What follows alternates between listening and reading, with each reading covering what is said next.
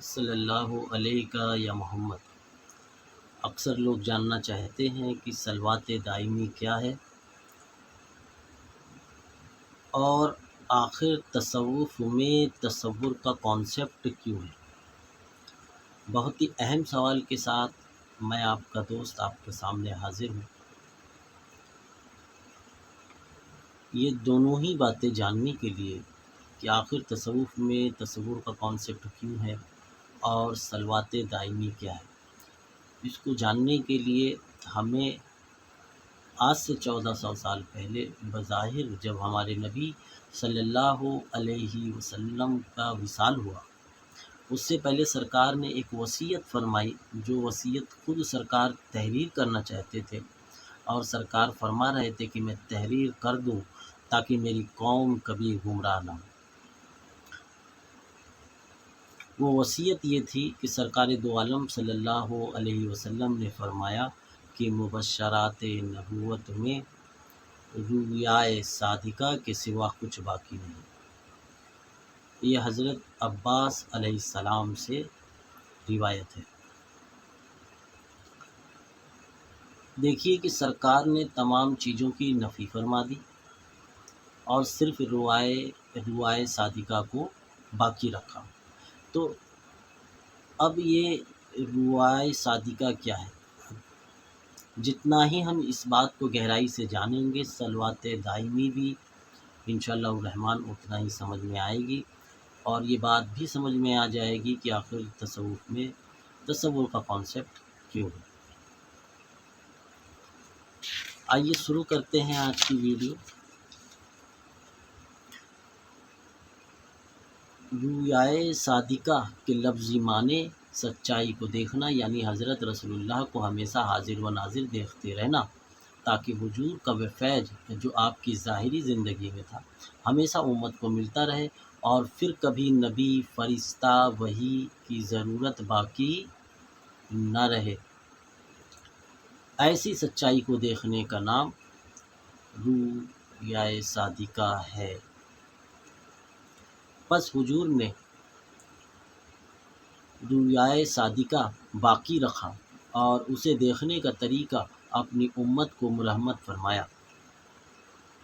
اس لیے آج امت محمدیہ کے سامنے لا الہ الا اللہ محمد الرسول اللہ کے وہی معنی ہیں جو حضور کے روبرو تھے، یعنی حضور صلی اللہ علیہ وسلم کے روبرو ہم جس طریقے سے کلمہ طیب پڑھتے تھے آج بھی ہم پڑھتے ہیں، کیونکہ حضور حاضر و ناظر ہیں۔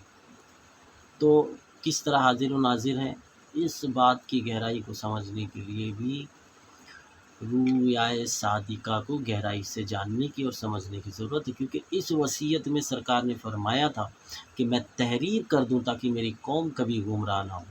وہ یہی وصیت ہے کہ مبشرات نبوت میں رویائے صادقہ کے سوا کچھ باقی نہیں، یعنی تمام چیزوں کی نفی فرمائی اور صرف رویائے صادقہ کو سرکار نے باقی رکھا۔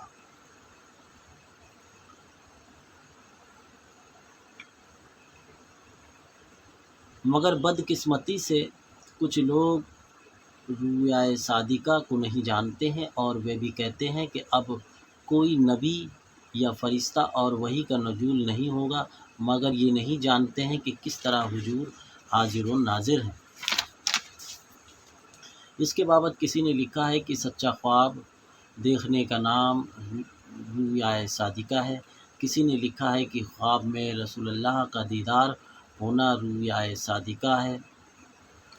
بہرحال نادان علماء کے عقائد سے رویائے صادقہ کے معنی مطلب صرف خواب ہے، کیونکہ ان نادان علماء دین کا عقیدہ ہے کہ حضور تو وفات پا گئے، لہٰذا آپ کا فیض صرف خواب سے ہی مل سکتا ہے، اس کے علاوہ کوئی ذریعہ نہیں۔ وہ بیچارے جانتے ہی نہیں کہ رویائے صادقہ خواب نہیں بلکہ بیدار رہ کر دیدہ دانستہ دیکھتے رہنے کا نام رویائے صادقہ ہے۔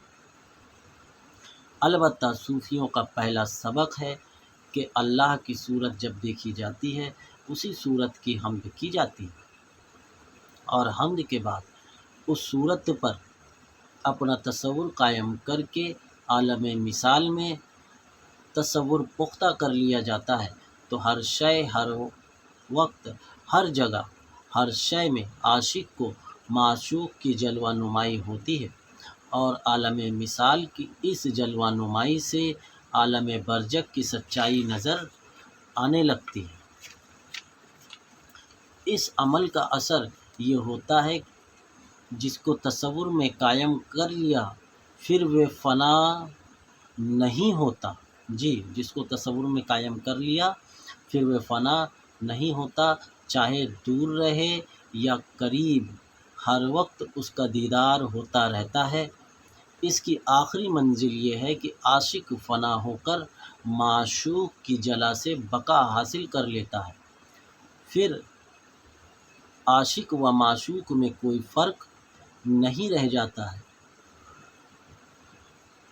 مثال اس کی یہ ہے جیسے لہکتے ہوئے شعلے میں اگر لوہے کا ایک ٹکڑا ڈال دیا جائے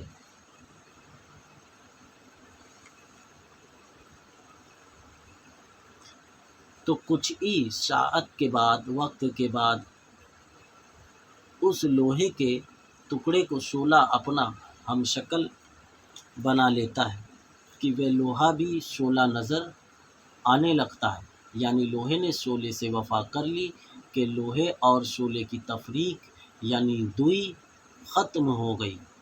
پس یہی وفاداری ختم تفریق سبق محمدی ہے جس کو رویائے صادقہ کہتے ہیں۔